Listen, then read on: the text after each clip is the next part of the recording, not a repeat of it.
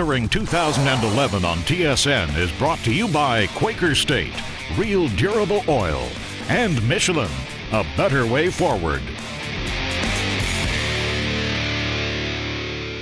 Back home, the temperatures might be falling and the snow is getting higher, and although skiers may disagree with me, I think this week we got lucky, because this week we're in beautiful, sunny California. Yes, there's always a chance of an earthquake, but hey, we're here for a good time, not a long time. And the reason we are here is that a car company is using this area to launch what they call their biggest and most important product launch in many, many years. The car company is Hyundai, and the car is the 2011 Elantra. Now, I was always taught you should learn by your mistakes, but in Hyundai's case, they have decided to learn from the mistakes made by others. We all know what happened to the big three. They got complacent, maybe arrogant, and we know the end of that story. And most recently, Toyota. They finally became number one. Well, you know what has transpired. Well, Hyundai is on a roll. Sales are up 46% in the last 2 years. So this week, we're going to check out the new Elantra and also find out what mistakes Hyundai is hoping to avoid.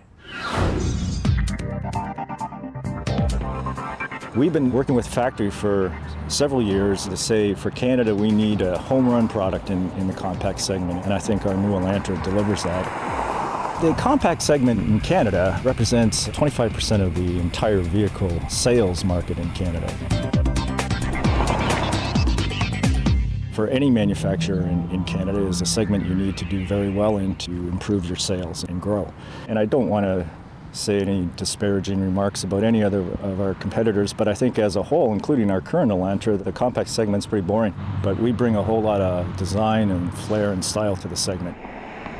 The big change is added equipment, so we've added a lot more value to the car. Big safety component, full level of safety, ABS, ESC, vehicle stability management. It's grown slightly, it's not dramatically, but most of the growth is in the front seats, so the main passenger, so the driver in the passenger seat. The trunk has also got bigger. Some of the things we did was we stretched the wheelbase by 50 millimeters, shorter overhangs, and that's where we've gained that interior space. We have a 6-speed manual transmission that's available on almost all our trims, with the exception of the Limited. And our in-house 6-speed auto transmission is available on all trims. Horsepower is 148. It's up 10 horsepower versus the previous outgoing engine, and that's pretty good for the class. Mazda 3 is the next competitor at 148, tied for that. They certainly have taken lessons from some of their competitors, and with this latest car and the Sonata, they have exceeded those cars in my opinion. I think they're almost the leaders in the compact section now with this new Elantra. Hopefully they'll learn from Toyota is maybe not to pursue volume in the case of quality. Toyota's a great company, and obviously, but yeah, I think they stretched themselves. They tried to expand probably a little quicker than what they should have, and forgot about the core values that took them to where they were. We're going to do things right with the lineup that we have and improve on it, and that's the biggest lesson we learned from what's happened at Toyota. I don't think the car is a runaway winner for the segment, only because that segment is so tough now. I mean, in the last year alone, you've had a new Jetta, the new Cruze from Chevrolet, you have a new Civic coming next year. So this Elantra, while it is a very competitive entry, it still doesn't have what it takes to get all the way ahead, although I don't think anybody does because they're so neck and neck. You know, they used to call entry-level vehicles econo-boxes. They were basic, but they were cheap. Well, today's small cars are still relatively cheap, but now car makers are offering options that'll give you the bells and whistles of a much more expensive vehicle. I mean, take this new Elantra, for example. You can get front and rear heated seats. You can get Navi, a rear view camera, Bluetooth, leather seats, and the list goes on. So you have the option of the extra comfort while still getting the good fuel economy. I mean, obviously the driving dynamics of some of the luxury cars can't be matched by these compacts, but certainly the creature comforts, the luxury items, the nav systems, they're equal to these luxury cars. So I just wonder what luxury makers will do to differentiate themselves from the pack now. We use a theme called windcraft, you know, which is like all the natural objects crafted by the wind, of course. And so to give the car a very fluidic, very sculptural, sexy appearance to it. My favorite angle would be like more like almost a front three-quarter view of the car that features most of the front end, because I think the front end is very exciting and successful on the design of this car. Someone asked the question, when are you going to come out with a hybrid? And it's almost like, why? Why would you need to? These little four-cylinder engines are giving you the horsepower. With the manual, it was right there, and with the automatic, with the Shiftronic, it was a great match. The driving, the handling, the power, I think it's just a wonderful package. I think it really is going to set the standard for the compact class in Canada now. Without product, you can do all the marketing in the world, and it's not going to last, but we're there now. Now, what can Pierre Elliott Trudeau, our former Prime Minister, tell us about selling cars? Oh, by the way, only the old folks will get the Rhodes connection. We'll find out later on Kenzie's Corner.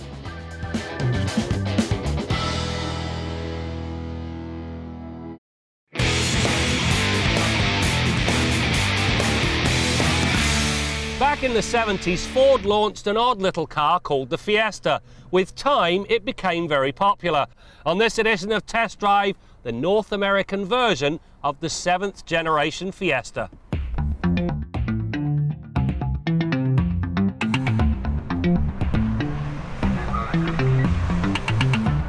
Before the Fiesta debuted in 1976, there were more than 50 potential names for it, including Tempo. However, Henry Ford II decided the perky little runabout would be called Fiesta. Since the first car rolled off the assembly line, Ford has sold more than 12 million units worldwide. The 5-door hatchback tested here speaks to the fact that small cars can indeed be premium in nature. When Ford announced they were going to bring the Fiesta to North America, a lot of people, yours truly included, worried that the suspension would be softened and the handling would go west. Well, fear not, because this car is as good and as agile as its European counterpart. Certainly there was some work done to the suspension to accommodate our all-season tyres, but it really makes no difference whatsoever. While the front struts and rear twist beam is a fairly basic setup, the suspension delivers better than average road manners. On the ride side, the built-in compliance smooths the passage down a rough road. On the flip side, the impish Fiesta has a go-kart-like feel to it when it's driven quickly. Yes, there is a little body roll, and understeer is not too difficult to induce in spite of the 185/60R15 tyres. That said, the Fiesta has a remarkably poised feel for a small car, even when it's pushed through the pylons. The cabin of this Fiesta has been very well thought through. The materials are great, the seats are comfortable, the driving position is just about perfect, and you can get sync. Now that thing allows you to talk to a phone or an MP3 player, and it'll even read you your text messages. The highlight, however, is the center stack. It's compact, and yet everything is large enough to operate with a gloved hand. Now on that note, this is Canada, where it's known to get, well, a little chilly in winter. However, in Ford's world, they're going to charge you $350 for heating the seats and defrosting the outside mirrors. $350? Give me a break.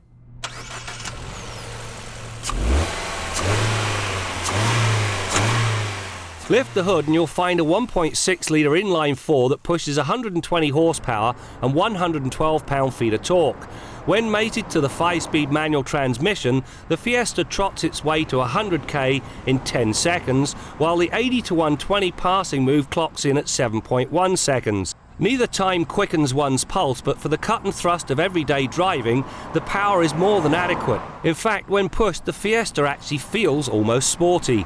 The other upside is the distinct lack of thirst for fuel. I averaged 6.6 litres over a 2-week period in 2 different cars. Now that is very good. For a subcompact car, this Fiesta has a ton of space in the back end. To begin with, about 15 cubic feet of cargo space with the seat backs in the upright position. If you fold them down, that number grows to just shy of 35 cubic feet. There's also a hard privacy cover which keeps prying eyes off your valuables. Not everything, however, is as it should be. Whilst you can fold the seat back forward, it is anything but flat with a floor. As a result, a large box is left teeter-tottering on the seat back. When it comes to the Fiesta, the transmission of choice is the latest 6-speed twin-clutch manual gearbox. While the manual box features a light clutch and the right gear spacing, it pales in comparison to the twin-clutch transmission for two important reasons. First, it delivers fast, seamless shifts, and second, the extra gear makes much better use of the engine's power. This little Fiesta is a terrific car. It's got wonderful versatility in spite of my comments about the rear seat. It's got two great transmissions, ample power, very good fuel economy, and handling, well, it's almost without peer at this end of the market. What's the quibble? I just wish there was a little less nickel and diming.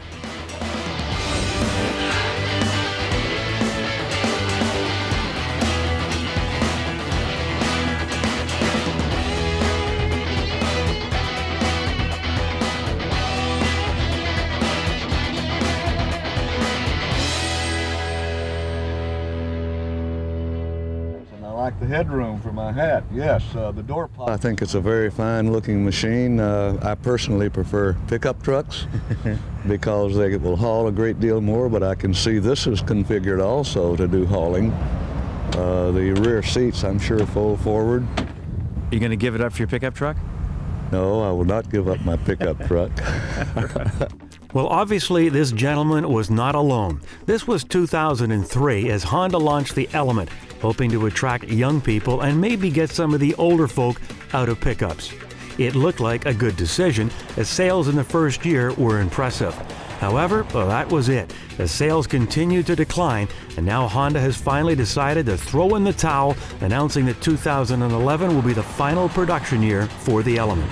We need to get youthful buyers. I mean, currently in the Honda lineup we have the Honda Civic, which is youthful, but what we're really trying to do is make a statement to the youth, and obviously it's more about young at heart. In the end, the young at heart were short on cash, and the median age of Element buyers climbed to 52.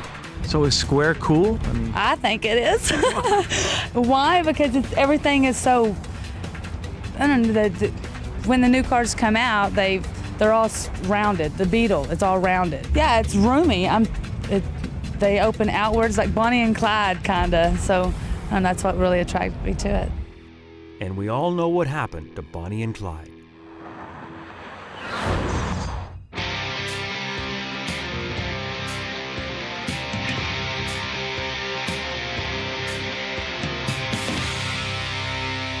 Make sure you check out motoringtv.com. We've been testing cars for almost a quarter of a century, and you can take a trip down memory lane in the extensive motoring archives. We've got a photo gallery, and of course, the blog dogs, who look at the good, the bad, and the ugly in the automotive industry. And join us on Facebook for the total motoring experience.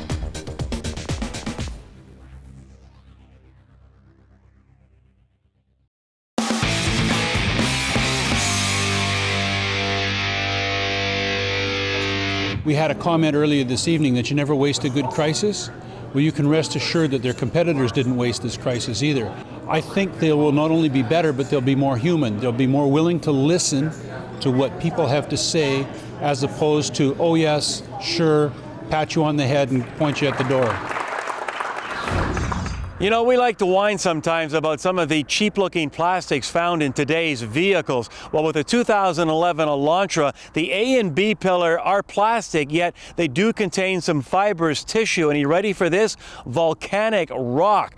They end up looking better, they're scratch resistant, and they're easy to clean. Also with the Elantra, they went from a timing belt to a chain. That ends up saving you money because there's absolutely no maintenance to the chain. And finally, they have yellow turn signals on the Elantra the way it should be. You know, governments like to mandate car companies to death. Why don't they mandate that? Yellow is caution, red is for stop. All right, let's head to the Quaker State Garage and join Bill Gardner.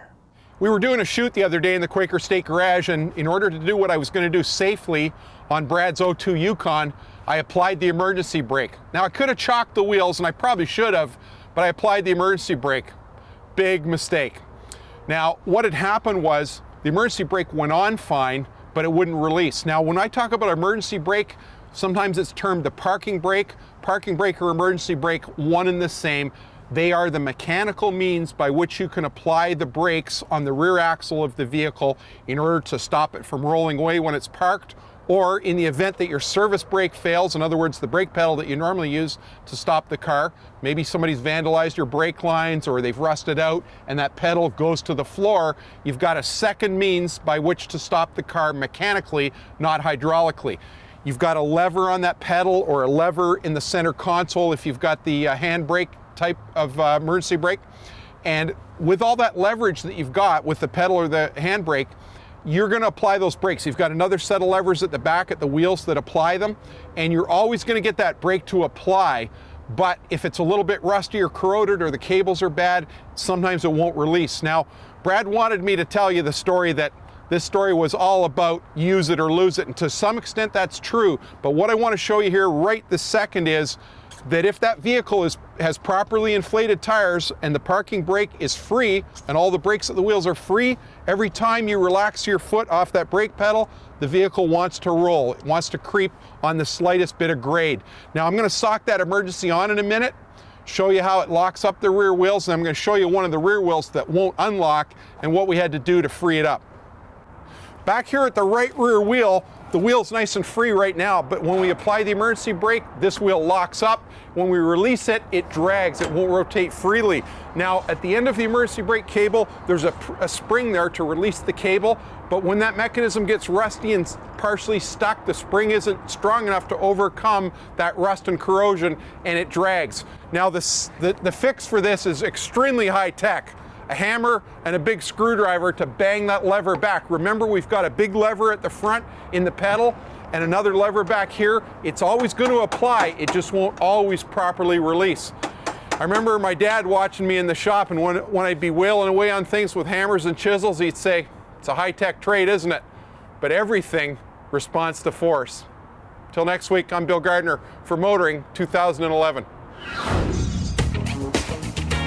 We have launched this Sprinter on Tour program in order to introduce the Sprinter to our existing customers, potential customers, fleet customers, to the media, and to everybody who's interested in finding out what the Sprinter is all about.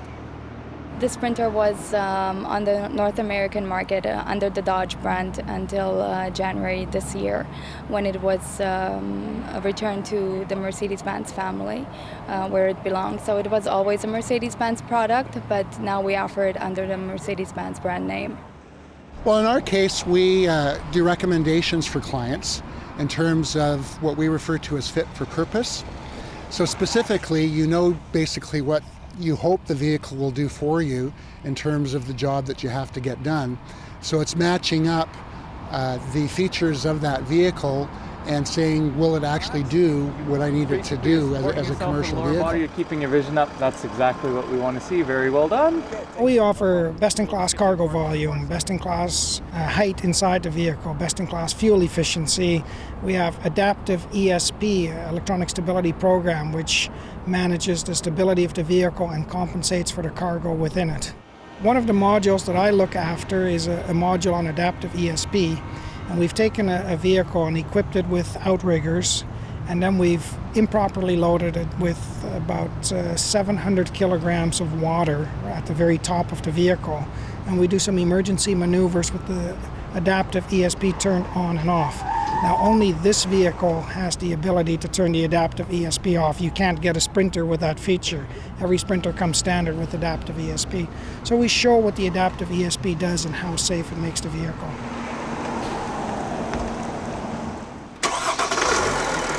We have a V6 diesel engine. It produces 188 horsepower and 325 foot-pounds of torque. The big story, of course, is always torque, because torque is what makes the vehicle move, and that's the power you feel when you accelerate. It's tremendously powerful. It's got a 5-speed automatic transmission, which shifts as smooth as any of the Mercedes products that we offer. I'm very impressed with what they've done with it, and especially the various features that they've demonstrated to us that essentially give us a better impression of what it can do out in the real world.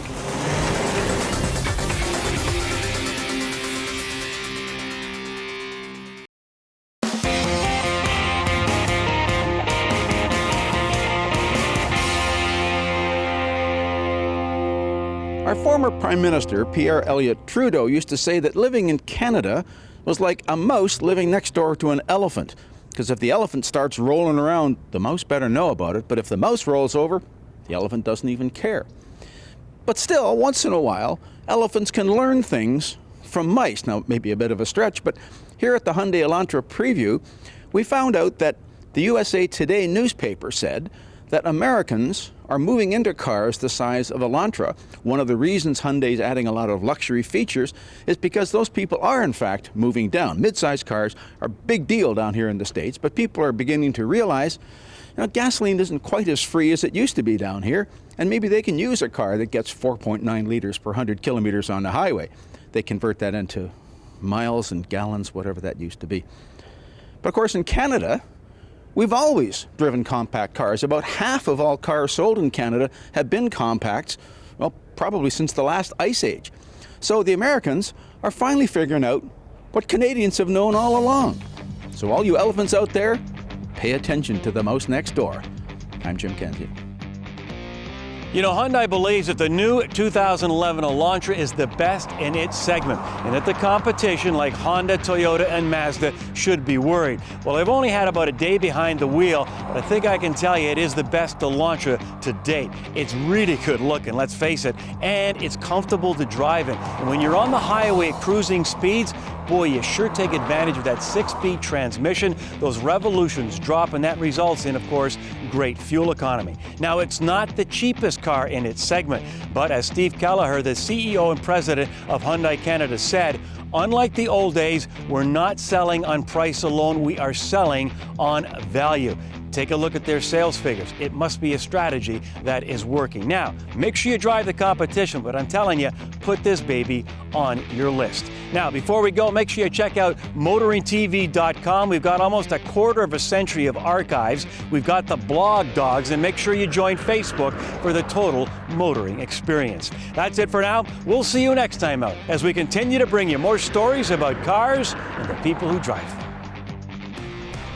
Finding someone where the light bulb over their head goes on and they get it. That feeling of teaching someone a potentially life-saving maneuver in their car is really awesome. Motoring 2011 on TSN has been brought to you by Quaker State, Real Durable Oil, and Michelin, a better way forward.